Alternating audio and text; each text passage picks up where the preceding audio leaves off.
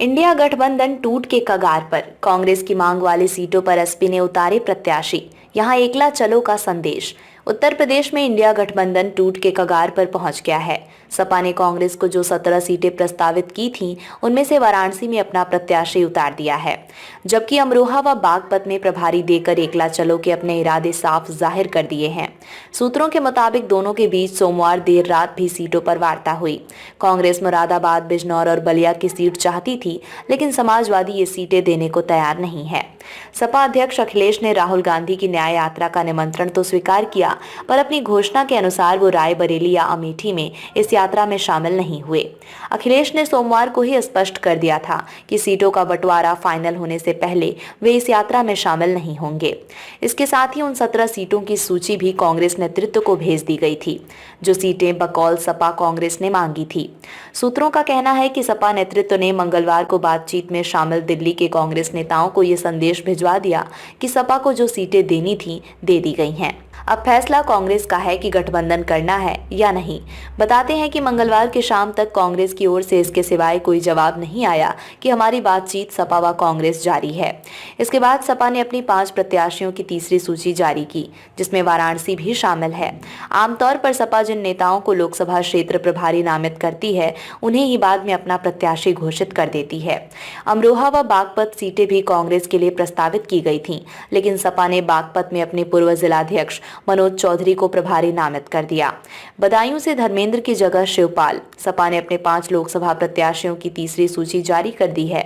बदायूं से पूर्व सांसद धर्मेंद्र यादव की जगह पूर्व कैबिनेट मंत्री शिवपाल सिंह यादव को चुनाव मैदान में उतारा गया है। कांग्रेस को दी वाराणसी सीट पर भी सपा ने पूर्व मंत्री सुरेंद्र सिंह पटेल को टिकट दे दिया है। पूर्व सांसद सलीम शेरवानी के राष्ट्रीय महासचिव के पद से इस्तीफा देने के बाद सपा ने बदायूं में अपनी रणनीति को बदलते हुए अनुभवी नेता शिवपाल सिंह यादव को उम्मीदवार बनाया है।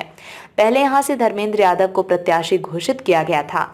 कैराना में पूर्व सांसद मुनव्वर हसन की बेटी इकरा हसन, बरेली से पूर्व सांसद प्रवीण सिंह ऐरन और हमीरपुर से अजेंद्र सिंह राजपूत को प्रत्याशी बनाया गया है। इस तरह से सपा के अब तक 31 प्रत्याशी घोषित हो चुके हैं। धर्मेंद्र को 2 सीटों का बनाया प्रभारी। सपा ने अखिलेश यादव के चचेरे भाई धर्मेंद्र यादव को कन्नौज और आजमगढ़ दोनों ही लोकसभा सीटों का प्रभारी बनाया गया है। सपा सूत्रों के मुताबिक इनमें से किसी एक सीट से अखिलेश यादव खुद चुनाव लड़ेंगे, दूसरी पर धर्मेंद्र यादव को उतारा जाएगा। मौर्य ने सपा और विधान परिषद की सदस्यता से दिया इस्तीफा। पूर्व कैबिनेट मंत्री स्वामी प्रसाद मौर्य ने मंगलवार को सपा और विधान परिषद की सदस्यता से इस्तीफा दे दिया। वे 22 फरवरी को दिल्ली में नई पार्टी का गठन करेंगे। उन्होंने इंडिया गठबंधन में ही बने रहने का ऐलान किया है। इस्तीफे के बाद प्रेस कॉन्फ्रेंस में उन्होंने सपा के साथ साथ भाजपा सरकार की नीतियों पर भी जमकर हमला बोला। स्वामी प्रसाद मौर्य ने कहा कि 13 फरवरी को त्याग पत्र देने के बाद सपा की ओर से वार्ता की कोई पहल नहीं की गई, इसलिए पार्टी की प्राथमिक सदस्यता से भी इस्तीफा दे रहे हैं। सपा को बर्बाद करने के लिए राम गोपाल ही काफी। मौर्य ने कहा कि सपा को बर्बाद करने के लिए उसके प्रमुख महासचिव राम गोपाल ही काफी हैं।